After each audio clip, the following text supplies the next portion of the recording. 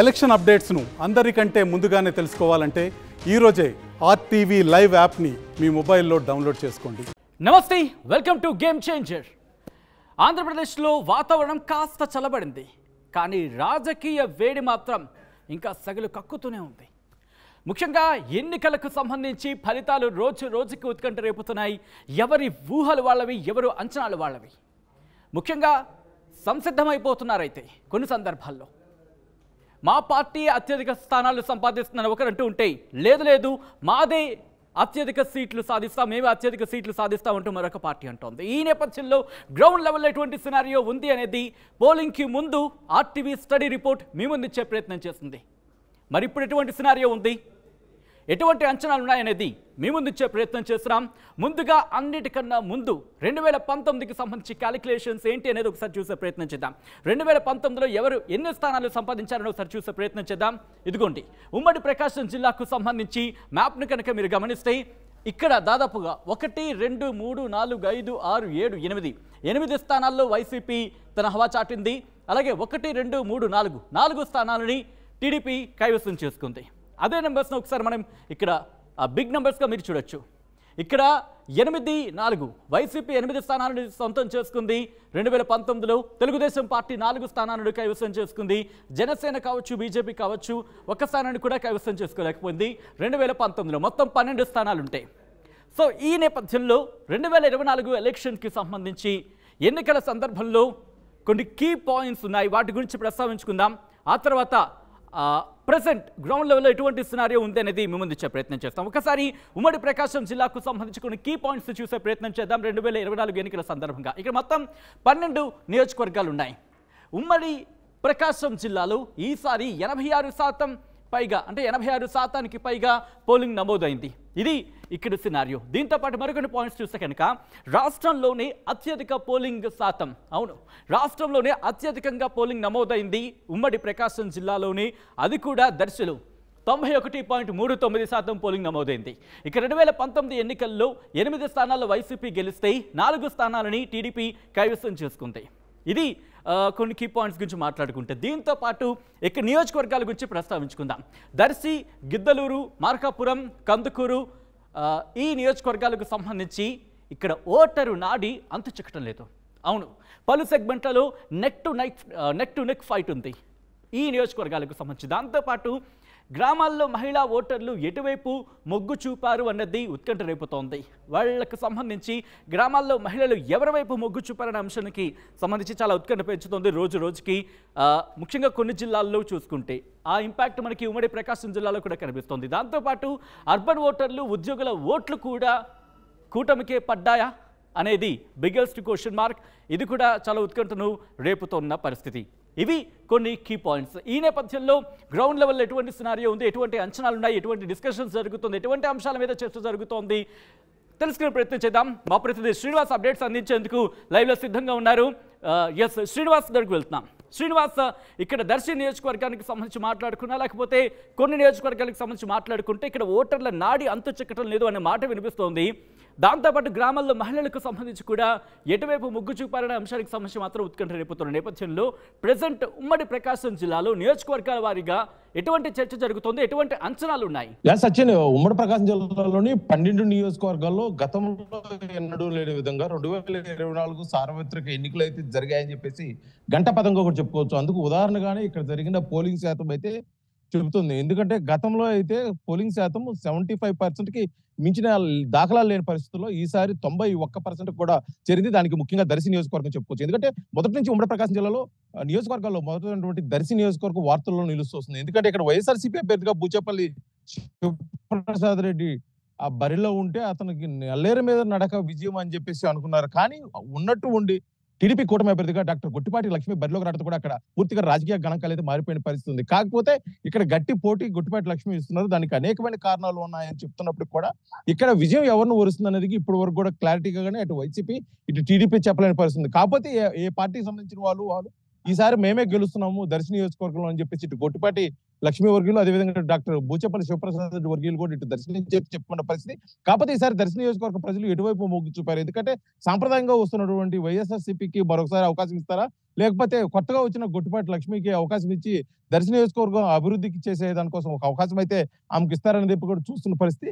కాకపోతే ఇక్కడ గతంలో ఎన్నడూ లేని విధంగా 91% పోలింగ్ శాతం నమోదు కావడం దీనికి మంచి పరిణామంగా చెప్పుకోవచ్చు. కాకపోతే ఇక్కడ విజయం ఎవరు గెలిచినా సరే మెజార్టీ చాలా స్వల్పంగా ఉంటుంది. ఎందుకంటే గొట్టిపాటి లక్ష్మి వచ్చి కొద్ది సమయంలో కూడా ప్రజల్లోకి మమేకమయ్యి అతను ఆమె ట్రేడ్ మార్క్ అయితే దర్శి నియోజకవర్గంలో చూపించడం ద్వారా కూడా బూచపల్లి శివప్రసాద్ రెడ్డికి కొంత గట్టి పరిస్థితి లేదు. కాకపోతే బూచపల్లి శివప్రసాద్ రెడ్డి అతను రాజకీయ పరిణితితోటి, గతంలో ఉన్న రాజకీయ అనుభవంతో అతను పని అయితే అతను చేసుకోబోయాడు. ఈసారి ఖచ్చితంగా దర్శి నియోజకవర్గంలో వైఎస్ఆర్సీపీ గెలవబోతుందని చెప్పేసి వారే చెప్పుకున్నారు. మొత్తానికి ఇక్కడ ఎవరు గెలుస్తారు ఏంటి అనేప్పటికీ ఇటు ప్రజల నాడి, అదేవిధంగా ఓటర్లు ఎవరికి ఓటు వేశారని చెప్పేసి జూన్ 4వ తారీఖు విడుదలయ్యే ఫలితాల వరకు అయితే ఎదురు చూడాల్సిన పరిస్థితి ఉంది. మరోపక్క పశ్చిమ ప్రాంతంలో ఉన్నటువంటి గిద్దలూరు, మార్కాపురం, ఎర్రగొండపాలెము, దర్శి నియోజకవర్గాలు ముఖ్యమైన వాటిలో మార్కాపురం నియోజకవర్గంలో ఈసారి ఎవరు గెలుస్తారనేది, ఎందుకంటే టీడీపీ నుంచి కందుల నారాయణ రెడ్డి బరిలో ఉంటే వైఎస్ఆర్సీపీ అభ్యర్థి నుంచి అన్నా రాంబాబు మాజీ శాసనసభ్యులు గిద్దలూరు నుంచి అతనైతే బరిలో ఉన్నారు. కాకపోతే ఇక్కడ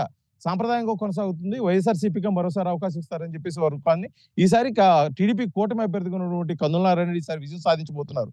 ఎందుకంటే ఇక్కడ గణాంకాలుగా పూర్తిగా మారాయి. సామాజిక వర్గంగా కూడా కొంత కందుల నారాయణ రెడ్డికి సపోర్ట్ చేసింది, అన్నారాం బాబుకి కొంత ఇబ్బందికరమైన వాతావరణం అని చెప్పేసి చెప్పుకున్నప్పటికీ దీనికి ప్రధాన కారణంగా మాగుంట శ్రీనివాసరెడ్డి, ఒంగోలు ఎంపీగా ఉన్నటువంటి మాగుంట శ్రీనివాసరెడ్డి ఇటీవల కాలంలో వైఎస్ఆర్సీపీని వీడి టీడీపీ కూటమి ద్వారా టీడీపీ కూటమి అభ్యర్థి, ఒంగోలు ఎంపీ అభ్యర్థిగా బరిలో ఉంటూ ఇది పశ్చిమ ప్రాంతంలో కొంత కలిసి వచ్చే అంశం టీడీపీ కూటమిగా చెప్పుకోవచ్చు. ఇదే సినారియోలో కూడా అక్కడ మార్కాపురంలో మరోసారి అన్నారాం బాబు అంటే 2009 తర్వాత 2014, 2019 ఓటమి పాలయ్యారు. 2009 సినారియో మరొకసారి పునరావృతం కాబోతుంది. అన్నారాం బాబు గెలిచే అవకాశాలు ఉన్నాయని, కానీ కందుల నారాయణ రెడ్డి గెలిచే అవకాశం ఉందంటున్నారు. కానీ అన్నారాం బాబు వర్గీయుల మటుకు ఈసారి కూడా మార్కాపురంలో ఖచ్చితంగా వైఎస్ఆర్సీపీ గెలవబోతుందని చెప్పేసి వాళ్ళైతే గంటాపదంగా చెప్తున్న పరిస్థితి.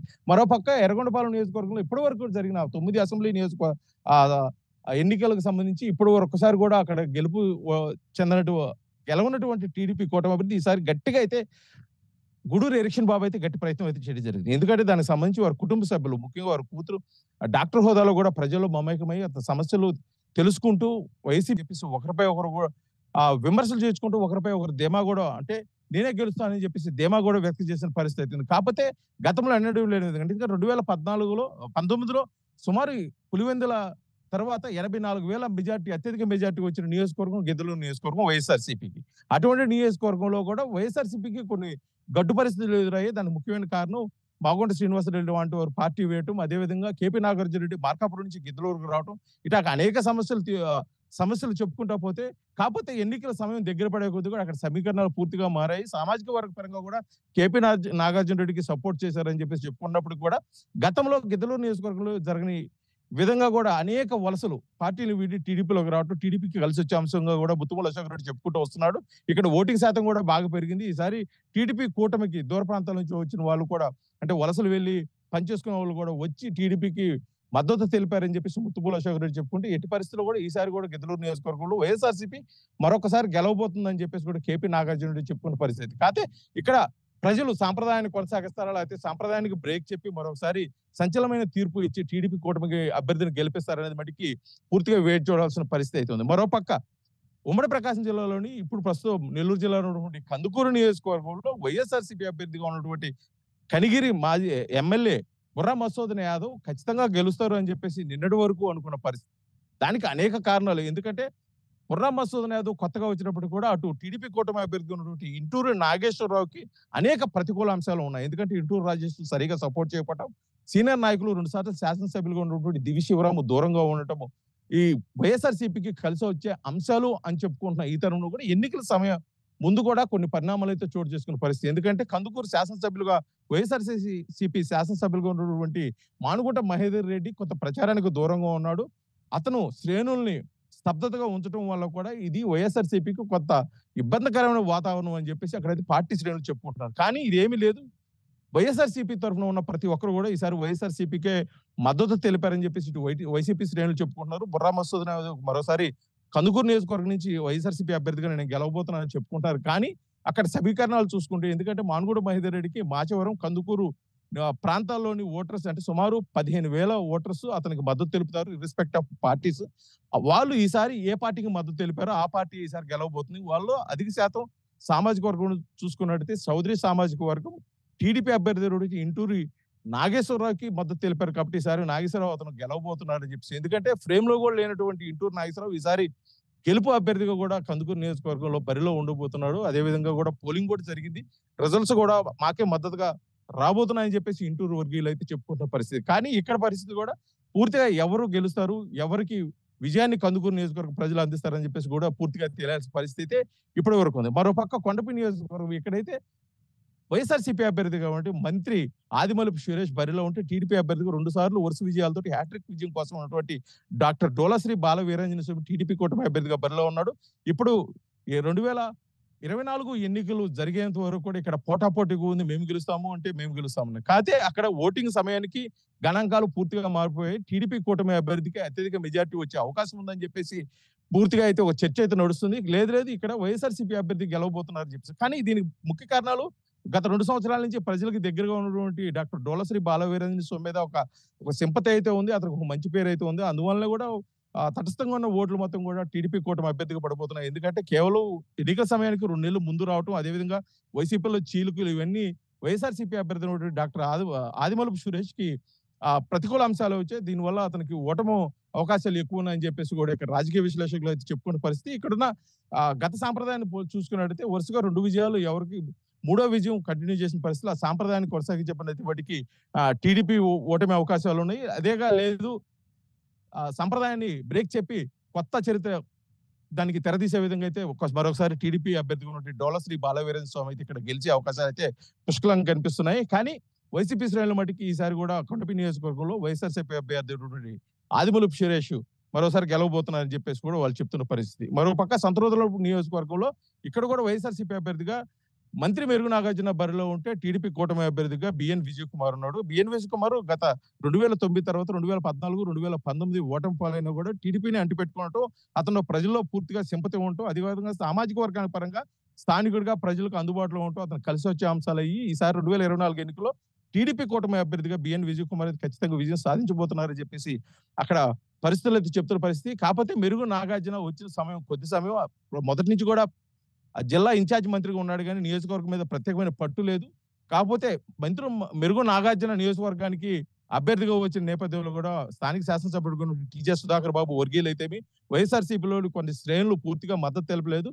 అది మంత్రి మెరుగు నాగార్జునకి ప్రతికూల అంశాలుగా మారే అవకాశాలు ఉందని చెప్పి చెప్పుకోవచ్చు. ఇటువంటి నేపథ్యంలో ఇక్కడ టీడీపీకి మెరుగు నాగార్జున మీద అత్యధిక మెజార్టీతో మరోసారి బిఎన్ విజయ్ కుమార్ గెలిచే అవకాశాలు ఉన్నాయని చెప్పేసి దీనికి కూడా పూర్తిగా అయితే జూన్ 4వ తారీఖు వరకు అయితే ఎదురు చూడొస్తుంది. ఒంగోలు అయితే ఇప్పుడు పోటాపోటీగా జరుగుతుంది. ఇక్కడ వైఎస్ఆర్సీపీ అభ్యర్థిగా బాలినేని శ్రీనివాస్ బరిలో ఉంటే టీడీపీ అభ్యర్థిగా దామచల జనార్దన్ ఉన్నారు. ఇక్కడ ఓటింగ్ జరిగింది అయితే పోటాపోటీ జరిగినాయి, మేము గెలుస్తామంటే మేము గెలుస్తామని చెప్పేసి ఇప్పటికే కొంతమంది బెట్టింగ్ రాయలు అయితే బెట్టింగ్లు కూడా కాసుకుంటున్న పరిస్థితి అయితే ఉంది. కాకపోతే ఇక్కడ టీడీపీకి అవకాశాలు ఎక్కువ ఉన్నాయని చెప్తున్నారు. మరో ముఖ్యమైన విషయం ఉమ్మడి ప్రకాశం జిల్లాలోని అద్దంకి పరుచూరు విషయాలు తీసుకొస్తే అక్కడ ఏకదాటిగా అయితే టీడీపీ అభ్యర్థులు గెలిచే అవకాశం. ఎందుకంటే పర్చూరు నుంచి ఏలూరు సాంబశివరావు టీడీపీ కూడా అభ్యర్థిగా ఉంటూ కొత్తగా వచ్చినటువంటి వైఎస్ఆర్సీపీ అభ్యర్థి అక్కడ నియోజకవర్గానికి కొత్త కావడం కూడా అతను వరుసగా 2 విజయాలు సాధించున్నాడు ఏలూరు సాంబశివరావు. ఈసారి 3వసారి కూడా హ్యాట్రిక్ సాధించబోతున్నారని చెప్పేసి అక్కడ శ్రేణులు అయితే చెప్పుకునే పరిస్థితి. అక్కడ అంశాలు కూడా పూర్తిగా కూడా ఏలూరు సాంబశివరావుకి కలిసి వచ్చే అంశాలుగా కూడా చెప్పుకోవచ్చు. మరో పక్క అద్దెకి నియోజకవర్గంలో గుట్టిపాటి రవి వరుసగా 3 విజయాలు సాధించి 4వ విజయం కోసం కూడా ఎదురు చూస్తున్న పరిస్థితి. అక్కడ అద్దెకి నియోజకవర్గంలో పూర్తి పట్టు ఉంది. పార్టీతో సంబంధం లేకుండా వైఎస్ఆర్సీపీలో ఉన్న కాంగ్రెస్ ఉన్న టీడీపీలో ఉన్నా కూడా ఓటర్స్ నాడి పట్టుకొని ఓటర్స్ నాడి ప్రకారమే అతను ముందుకు వెళ్తాడు కాబట్టి రాజకీయ ఎన్నికల్లో అతను గెలుపు సాధిస్తున్నాడు. అదే స్ట్రాటజీ ఈసారి కూడా ఫాలో అవుతున్నారు కాబట్టి అద్దెకి నియోజకవర్గంలో మరోసారి గుట్టిపాటి రవి గెలవబోతున్నారని చెప్పేసి కూడా అక్కడైతే గణాంకాలు చెప్తున్న పరిస్థితి. మరోపక్క చీరాల విషయాన్ని తీసుకున్నట్టు ఇక్కడ పోటాపోటీ జరుగుతుంది. టీడీపీ అభ్యర్థిగా ఎంఎం కొండయ్య బరిలో ఉంటే వైఎస్ఆర్సీపీ అభ్యర్థిగా కర్నూలు వెంకటేష్ బరిలో ఉన్నారు. 3వ అభ్యర్థిగా ఉంటాయి. ఎందుకంటే ఉమ్మడి ప్రకాశం ఎగ్జాక్ట్ గా నేను ఇక్కడికే వస్తున్నాను. ఎందుకంటే ఆమంచి కృష్ణమోహన్ కి సంబంధించింది ఇది కాంగ్రెస్ నుంచి బరిలో ఉన్నారు కాబట్టి ఇక్కడ ఎందుకంటే ఇంతవరకు మాట్లాడుకున్న నియోజకవర్గాల్లో వైసీపీ టీడీపీ లేకపోతే వైసీపీ కూటమి అభ్యర్థుల మధ్య కూటమి అభ్యర్థుల మధ్య పోటాపోటీ కనిపించింది. కానీ ఇక్కడ చీరాలకు సంబంధించి ఆమంచి కృష్ణమోహన్ కాంగ్రెస్ నుంచి బరిలో ఉన్నారు కాబట్టి ఎటువంటి అంశాలు ఇక్కడ ప్రభావితం చూపించబోతున్నాయనే చర్చ ఉంది అక్కడ. అట్ ద సేమ్ టైం ఎటువంటి అంచనాలు కావచ్చు, ఎటువంటి క్యాలిక్యులేషన్స్ కావచ్చు ఉన్నాయి అక్కడ ఎటువంటి డిస్కషన్ జరుగుతోంది? శ్రీనివాస్. సచిన్, అదే ఉమ్మడి ప్రకాశం జిల్లాలో నుండి సంశాతపు ప్రాంతాల్లో మొదలైన చీరాల నియోజకవర్గంలో ప్రధాన పార్టీలు వైఎస్ఆర్సీపీ టీడీపీ పార్టీల మధ్య పోటీ ఉండబోతుందని చెప్పేసి ఉన్నారు. కేవలం నామినేషన్ కి కొంత సమయం ముందే కాంగ్రెస్ అభ్యర్థిగా కూడా మాజీ శాసనసభ్యులు ఆమంచి కృష్ణమోహన్ బరిలో తిరగడంతో ఇక్కడ పూర్తిగా రాజకీయ గణాంకాలు మారిపోయిన పరిస్థితి ఉంది. ఎందుకంటే అక్కడ నల్లేరు మీద నడకలాగున్నట్టు వైఎస్ఆర్సీపీ ఆ విజయాన్ని ఒక రకంగా ఆమంచి కృష్ణమోహన్ అడ్డుకున్నాడని చెప్పుకోవచ్చు. ఎందుకంటే ఆమంచి కృష్ణమోహన్ అక్కడ గెలుస్తాడా లేదా అని తెలియదు. ఇది పూర్తిగా కూడా వైఎస్ఆర్సీపీకి కొంత గడ్డు పరిస్థితి ఎదుర్కొనే పరిస్థితి. ఇది ఎలాగంటే ఓట్లు చీల్చి ఇప్పుడు వైఎస్ఆర్సీపీ పక్క ఉన్న ఓటర్స్ ని చీల్చే అవకాశం ఆమంచి కృష్ణమోహన్కి ఎక్కువగా ఉంది. అందుకే కాంగ్రెస్ పార్టీ అభ్యర్థి కూడా బరిలో తిరగటం ఇది ఎంఎం కొండయ్యకి, అంటే టీడీపీ కూటమి అభ్యర్థిగా ఉన్నటువంటి ఎంఎం కొండయ్యకి పూర్తిగా కలిసి వచ్చే అంశం. దానికి తోడు చీరాల నియోజకవర్గంలో టీడీపీ కూటమి అభ్యర్థిగా ఉన్నటువంటి ఎంఎం కొండయ్యకి, అంటే రాష్ట్రంలో ఇస్తున్న కూటమి వేవ్ అయితే ఏదో ఉందో అది కలిసి వచ్చే అంశం కూడా చెప్తున్నారు. కాకపోతే ఇక్కడ బీసీ అభ్యర్థిగా ఉన్నటువంటి ఎంఎం కొండకి అక్కడ అత్యధిక శాతం ఓటర్లో ఉన్నటువంటి బీసీలు సపోర్ట్ చేస్తే మట్టికి ఎంఎం కొండ విజయాన్ని అడ్డుకోవడానికి అయితే ఎవరి తరం కాదని చెప్పుకుంటున్నారు. కాకపోతే ఇక్కడ ఒక చిన్న సమస్య, ఇక్కడ ఆమంచి కృష్ణమోహన్ చీల్చిన ఓట్లు ఏ పార్టీ నుంచి ఎన్ని ఓట్లు చీల్చారనేది ఇక్కడ పెద్ద సమస్యగా కూడా ఉంది. అది అత్యధికంగా టీడీపీ పార్టీ నుంచి చీల్తే మట్టికి అది టీడీపీకి కొద్దిగా ఇబ్బందికరమైన వాతావరణం. అదేవిధంగా వైఎస్ఆర్సీపీ నుంచి కానీ కొంతమేర ఓట్లు చీల్చినా కూడా వైసీపీకి కొద్దిగా ఇబ్బందికరం. ఎందుకంటే స్వతహాగా కూడా సుమారు 35,000 నుంచి 40,000 ఓటు బ్యాంకింగ్ ఉన్నటువంటి ఆమంచి కృష్ణమోహన్ టీడీపీ నుంచి ఓట్లు చీల్చినా, వైఎస్ఆర్సీపీ నుంచి ఓట్లు చీల్చినా సరే ఇతర గెలవలేకపోయినా సరే అవతల పార్టీకి అయితే ఇబ్బందికరమైన పరిస్థితి. ఎవరు గెలిచినా కూడా చాలా తక్కువ మెజార్టీ తోటి చీరాల నియోజకవర్గాలు గెలవబోతున్నారు. అది ఎంఎం కొండయ్య కాదు కర్నూలు వెంకటేశ అని చెప్పేసి కూడా తెలియదు. కాకపోతే ఆమంచి కృష్ణమోహన్ స్ట్రాటజీ ఏ విధంగా ఉంది, ఎన్నికలకు ముందు వరకు కూడా అతను ప్రచారంలో ఉన్నాడు. కేవలం కర్నూలు వెంకటేష్ కర్ణం కుటుంబాల ఓటమి ధ్యేయంగా కూడా అతనైతే బరిలో ఉన్నాడు. సో అది ఎంఎం కొండకి కలిసి వచ్చే అంశంగా కూడా చీరాల నియోజకవర్గ ప్రజలు అదేవిధంగా అక్కడ రాజకీయ విశ్లేషకులు అయితే చెప్పుకున్న పరిస్థితి ఉంది. Sachin. Right Srinivas, thanks for update. So మొత్తంగా అయితే మాత్రం ఉమ్మడి ప్రకాశం జిల్లాకు సంబంధించి సినారియో చూసాం. గ్రౌండ్ లెవెల్ ఎటువంటి సినారియో ఉంది, ఎటువంటి డిస్కషన్స్ జరుగుతున్నాయి, ఎటువంటి అంచనాలు ఉన్నాయనేది ఒక్కసారి రౌండ్ ఫిగర్ చూసే ప్రయత్నం చేద్దాం. 2024కి సంబంధించి ఎటువంటి అంచనాలు ఉన్నాయనేది ఒక్కసారి చూసే ప్రయత్నం చేస్తే కనుక ఇక్కడ మీరు చూస్తే కనుక 1, 2 చోట్ల మాత్రమే వైసీపీకి సంబంధించి అక్కడ అంచనాలు నెలకొంటున్న పరిస్థితి. మిగిలిన స్థానాల్లో కూటమికి సంబంధించి 1, 2, 3, 4, 5, 6, 7, 8, 9, 10 ఈ 10 స్థానాలకు సంబంధించి కూడా ఇటు కూటమికి సంబంధించి కూటమి ఇక్కడ అంచనాలు నెలకొన్నాయి. గెలుస్తున్న అంచనాలు అక్కడ నెలకొన్న పరిస్థితి చూస్తున్నాం. ఉమ్మడి ప్రకాశం జిల్లా 12 స్థానాల్లో ఇటు వైసీపీ 2 స్థానాల్లో గెలవచ్చని అంచనాలు ఉన్నాయి. అలాగే ఇక్కడ టీడీపీకి సంబంధించి 10 స్థానాల్లో గెలవచ్చనే అంచనాలు గ్రౌండ్ లెవెల్లో ఉన్నాయి. అటువంటి సినారియో మనకి అక్కడ ఇన్ఫాక్ట్ డిస్కషన్స్ కావచ్చు, అటువంటి చర్చ కావచ్చు, అటువంటి అంచనాలు కావచ్చు ఉన్న పరిస్థితి. ఇది ఉమ్మడి ప్రకాశం జిల్లాలో 12 స్థానాలకు సంబంధించి. ఇప్పుడు ఒకసారి నియోజకవర్గాల వారీగా ఎవరికి ఎటువంటి అంచనాలు, అంటే ఎవరి వైపు అంచనాలు అనేది ఒకసారి చూసే ప్రయత్నం చేద్దాం. Here it is. ఎర్రగొండపాలెం నుంచి చూసుకుంటే కనుక తాటిపర్తి చంద్రశేఖర్ గెలవచ్చు అనే అంచనాలు ఉన్నాయి. అలాగే ఇటు అద్దంకికి సంబంధించి గొట్టిపాటి రవికుమార్ గెలవచ్చనే అంచనాలున్నాయి. అలాగే ఇటు తెలుగుదేశం పార్టీ నుంచి దర్శి నుంచి చూసుకుంటే గొట్టిపాటి లక్ష్మి గెలవచ్చనే అంచనాలున్నాయి. అలాగే చీరాల నుంచి మాలకొండయ్య యాదవ్ గెలవచ్చనే అంచనాలున్నాయి. అలాగే పర్చూరు నుంచి తెలుగుదేశం పార్టీ ఏలూరి సాంబశివరావు గెలవచ్చనే అనే అంచనాలున్నాయి. అలాగే ఇక సంత నూతలపాటి నుంచి బిఎన్ విజయ్ కుమార్ గెలవచ్చు అని అంచనాలు నెలకొన్నాయి. దీంతో పాటు మిగిలిన స్థానాలకు సంబంధించి చూసే ప్రయత్నం చేద్దాం. ఇక్కడ ఒంగోలు నుంచి దామచర్ల జనార్దన్ గెలవచ్చు అనే అంచనాలు ఉన్నాయి తెలుగుదేశం పార్టీ నుంచి. అలాగే మార్కాపురం నుంచి తెలుగుదేశం పార్టీ నుంచి కందుల నారాయణ రెడ్డి గెలవచ్చు అని అంచనాలున్నాయి. వాటితో పాటు ఇక కందుకూరు నుంచి బుర్రా మధుసూదన్ యాదవ్ గెలవచ్చు అనే అంచనాలు అక్కడ నెలకొన్నాయి. అలాగే గిద్దలూరు నుంచి తెలుగుదేశం పార్టీ నుంచి ముత్తుముల అశోక్ రెడ్డి గెలవచ్చనే అంచనాలున్నాయి. కందుకూరు నుంచి వైసీపీ నుంచి బరిలోకి దిగిన బుర్రా మధుసూదన్ యాదవ్ గెలవచ్చు అనే అంచనాలు అక్కడ నెలకొన్నాయి. అట్ ద సేమ్ టైం ఇక కొండపై నుంచి తెలుగుదేశం పార్టీ నుంచి బరిలో ఉన్న డోలా బాల వీరాంజనేయ స్వామి గెలవచ్చు అనే అంచనాలున్నాయి. అలాగే కనిగిరి నుంచి తెలుగుదేశం పార్టీ నుంచి బరిలోకి దిగిన ముక్కు ఉగ్ర నరసింహారెడ్డి గెలవచ్చు అనే అంచనాలున్నాయి. ఇది మొత్తంగా 12 స్థానాలకు సంబంధించి తెలుగుదేశం పార్టీ 10 స్థానాలను గెలవచ్చు అనే అంచనాలు, అలాగే వైసీపీకి సంబంధించి 2 స్థానాలను గెలవచ్చు అనే అంశానికి సంబంధించి అక్కడ డిస్కషన్స్ జరుగుతున్నాయి. సో ఏం జరగబోతోంది ఫలితాలకు సంబంధించి, ఎందుకంటే కొన్ని ఈక్వేషన్స్ గురించి మాట్లాడుకున్నాం. కొంత ఓటర్ నాడి అనేది చాలా అక్కడ క్రిటికల్గా మారింది. ఎందుకంటే మహిళా ఓటర్లు ఎవరి వైపు మొగ్గు చూపాలనే అంశానికి సంబంధించి పూర్తి స్థాయిలో కొన్ని నియోజకవర్గాల్లో క్లారిటీ రావట్లేదు. అట్ ద సేమ్ టైం మరికొన్ని నియోజకవర్గాలకు సంబంధించి ఉద్యోగస్తులు కావచ్చు, అలా కొంత సెక్షన్ ఆఫ్ పీపుల్ కావచ్చు, కొంతమంది ఎవరి వైపు మొగ్గు చూపారనే అంశానికి సంబంధించి క్లారిటీ రావటం లేదు. ఇటువంటి సినారియోలో ఏం జరగబోతోంది అనేది ఒక ఉత్కంఠ మాత్రం నెలకొంది. అయితే అసలు ఫలితాలు జూన్ 4న రాబోతున్నాయి.